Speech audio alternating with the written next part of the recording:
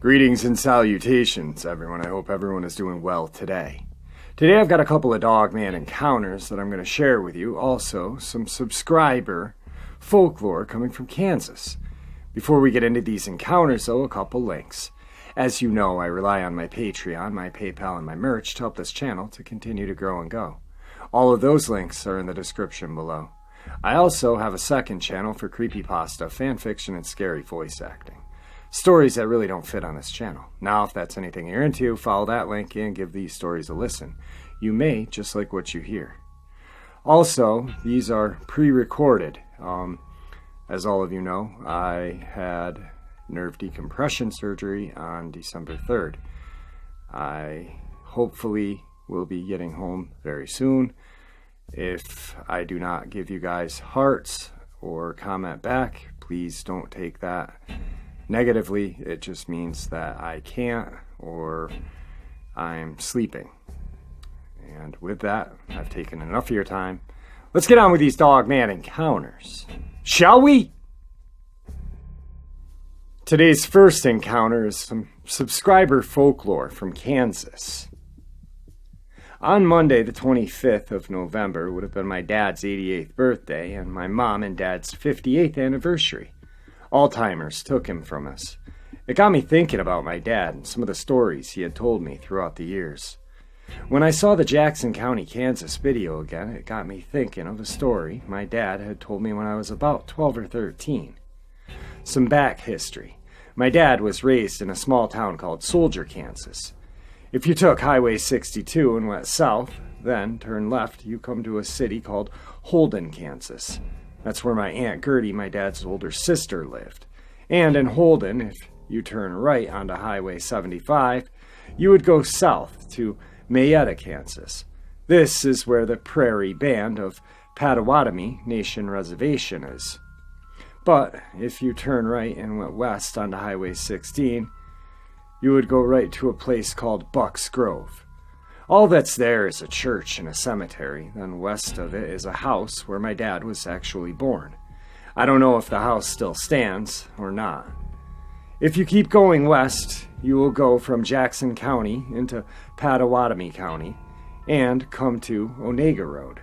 And that takes you into Onega, Kansas. That's where my mom grew up, and they both knew mutual people, and my Uncle Dean, my mom's oldest brother, set them up on a blind date, and the rest is history, as they say. Also, a couple years ago, I found an old atlas map of Potawatomi County, and at the bottom of it, it had the name of the first white person born in that county. I thought that was fairly funny and a little weird. On to the story. To keep both sides of my parents' family happy, they decided to rotate the holidays every year. Example, Thanksgiving with my mom's side, then Christmas with my dad's side. Then switch them the next year. When I was 12 or 13, we were at my grandma and grandpa Gaff's on my mom's side. Dad had to go to Aunt Gertie's for something and visit for a while. Of course, I went with him because I was also known as Ross's shadow. We got to Holden and did what we needed to do, and visited with Aunt Gertie. We got back onto Highway 16 and headed toward Grandma and Grandpa's. As my dad was driving, I was looking out of the window, and we got close to Bucks Grove. Dad said, "You see those woods over there?" I said, "Yes." He said, "I'll never take you hunting or fishing in those woods because there's something evil or bad about those woods." I asked him, "What do you mean, Daddy?" He told me, many years ago, some guys went hunting in there. It was a guy and two of his best friends, and they were brothers. Dad said their names, but I can't remember them. He said they got to the woods fairly far, then the guy went completely off his rocker. He shot and beat both brothers to death with the stock of his gun. When they found the guy, he was shirtless, and the bodies of the dead brothers, he had ripped one of the brothers' hearts out with his bare hands and was eating it. My gut knew the story was true because Dad really never talked about the paranormal, cryptid creatures, and he was brutally honest. Probably where I get it from. But now thinking over that story and the area is full native Indians and their folklore, myths, and legends. Wonder if the guy got possessed by a Wendigo or some evil entity. Just letting you all know there's more scary things in Jackson County, Kansas than just Dogman, which is scary enough. Today's second encounter is a Dogman encounter. January of 2011, 4 hikers were climbing in the southern part of Colorado. The group of friends had spent much of their day climbing and enjoying each other's company. They were reluctant to head back to the car when the sun started to fall in the sky. At last they decided that they had had enough of their adventure, and the group headed back to the car. Ray Dormer, the only survivor of this incident, told the police what he believed attacked him that night. Ray states that the group had parked about 2 miles away from where they were climbing, and though they had intended to leave for the car earlier in the day, they'd been having such a good time and ended up losing track of time. He stated when the sky started to turn orange with the setting sun, they knew they needed to hurry to get back to the car, but the terrain was difficult to walk through, and in spite of them all being avid and experienced hikers, the progress was slow. They tried to keep moving quickly, but the rocks would randomly slide down the slope in front of them, slowing them down. They weren't too worried about losing the light, as each of them had a lamp on their hats, but Ray states that he had a funny feeling that something bad was going to happen. They came to a section on the trail that was largely hidden by shadows from the tall rocks on either side of the hill. So each one of them turned their lamps on and they continued.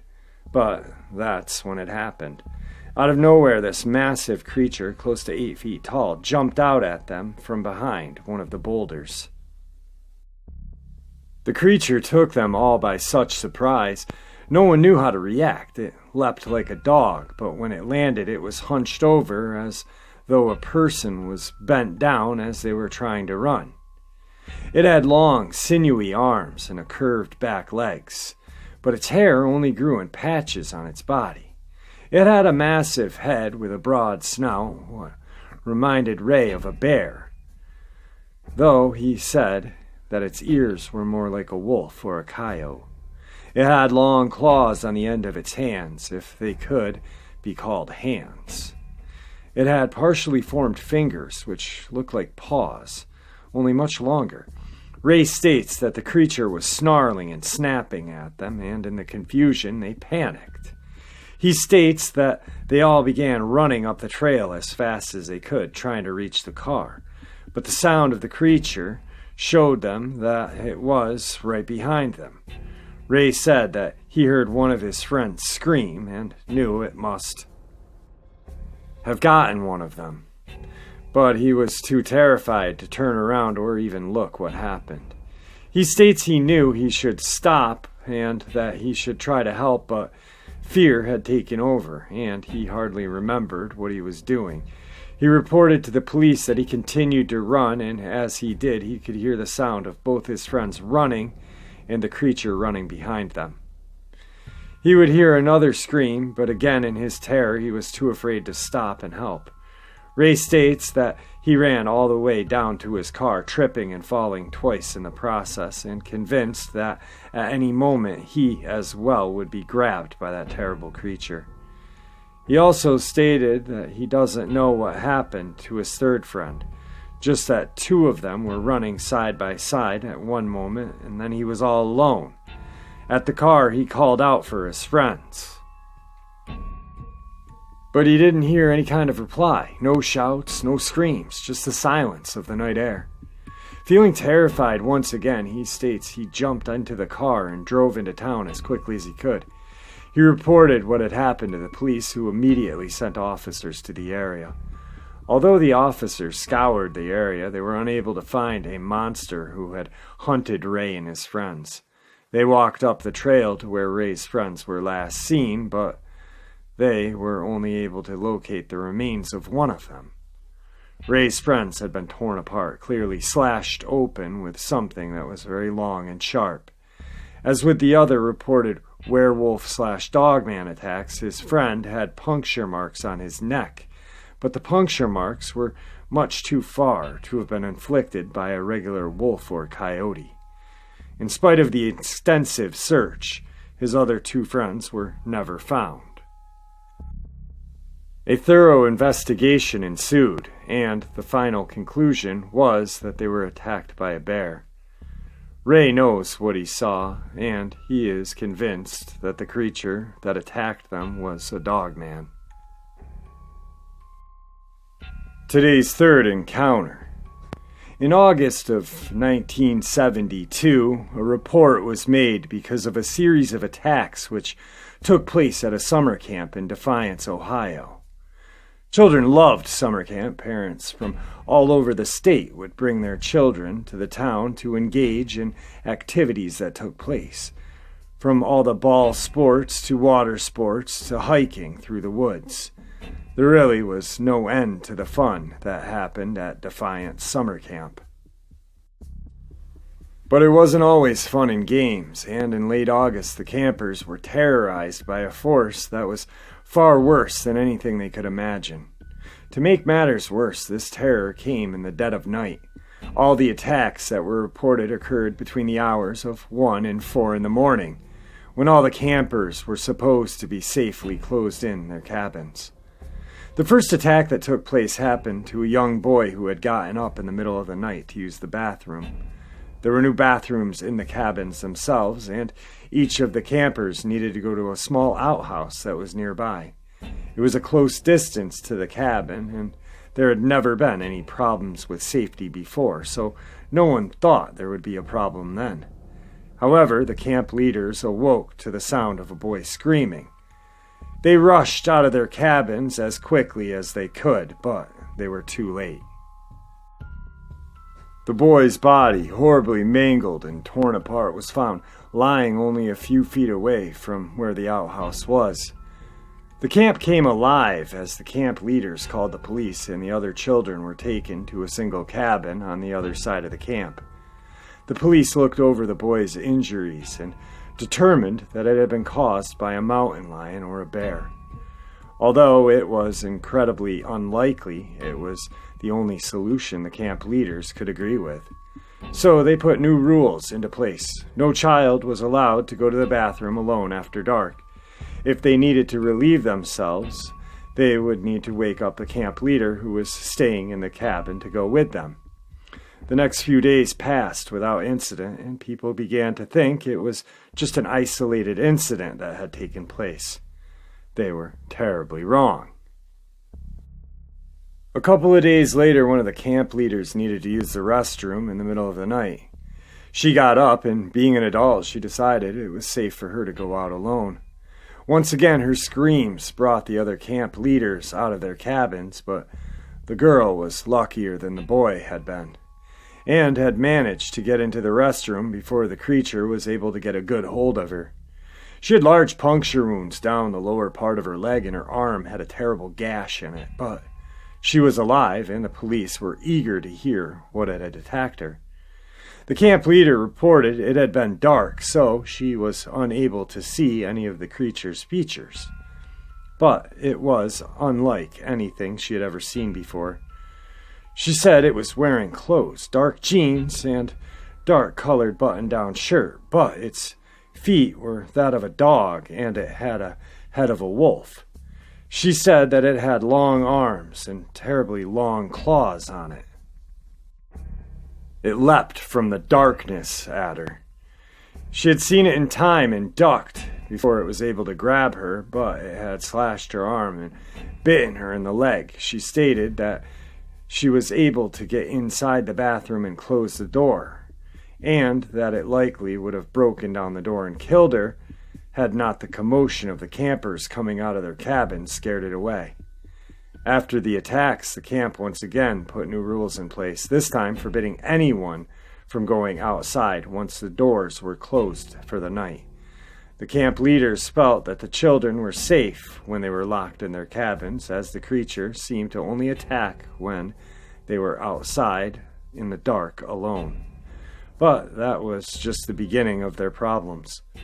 The following night, many of the children were woken up by the sound of a large animal scratching at the door of their cabins. They stated that it sounded like a bear that was growling and trying to get in, and that its claw marks could be heard all the way to the top of the doors. The morning light revealed that something had indeed been scratching at the doors, and that whatever it was had massive claws. The camp leaders didn't want to shut the camp down early, but they feared for the safety of the children, so they decided it was best to keep the activities to daytime and send the children home at night. But the campers weren't safe even in the daylight hours.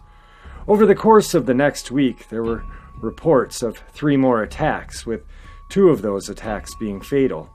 The camper who survived was asked to describe what it was that had attacked him, and the description he gave was incredibly similar to one of the camp leaders that had given earlier.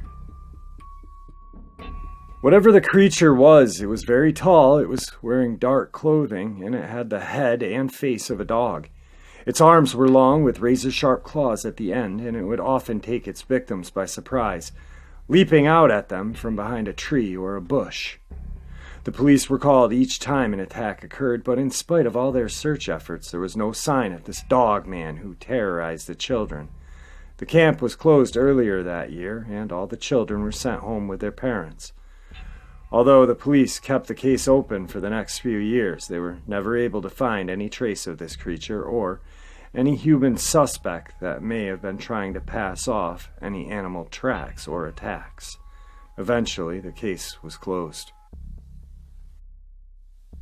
2 terrifying Dogman encounters and local folklore from Kansas by a subscriber. Defiance, Ohio. A lot of you guys will think that name sounds familiar, and you're right. Because Defiance, Ohio, in the 70s, the same time these occurred, a railroad worker with the last name of Davis spotted a Dogman wearing clothes very similar to the Dogman that attacked these campers. Once again, these were all documented by the police and swept under the rug. I am coming to terms with the sweeping things under the rug by the government officials, and I have got a lot of ideas on how to shed light on these. A lot of you guys know that I will be in surgery and gonna have some time to recover, so I'm going to be doing a lot of not beat down but hands-on investigations. I have a lot of ideas, and I'm going to be using those ideas to hopefully uncover things, because not only do I love to record and narrate these encounters, but I love to seek out knowledge, just like you guys, a lot of you guys. I constantly read. When I was younger, after my encounter, I didn't have the internet, so I went to old bookstores and I found any book I could about cryptids. And then I got infatuated with, obsessed with anything out of the norm. I started reading conspiracy theory things. I started reading just a lot of really great books. One book that shed a lot of light on things for me, on a way of getting information but creating enemies that you shouldn't create, which I'm talking about the government, would be Behold the Pale Horse by William Cooper. He is dead now. He was killed by the police. He was a decorated naval officer. He was an American hero. A lot of you may know who he is. Research him. But he dove deep into exploring and uncovering truths. And I think the more I read and the more I narrate and the more I think about these cryptids, it needs to come to a head, and we need to friggin' know. We just need to know, and there's ways. And now that I have the time, I'm going to do it. Anyway, I hope you guys enjoyed this, and I'm going to bid you guys farewell.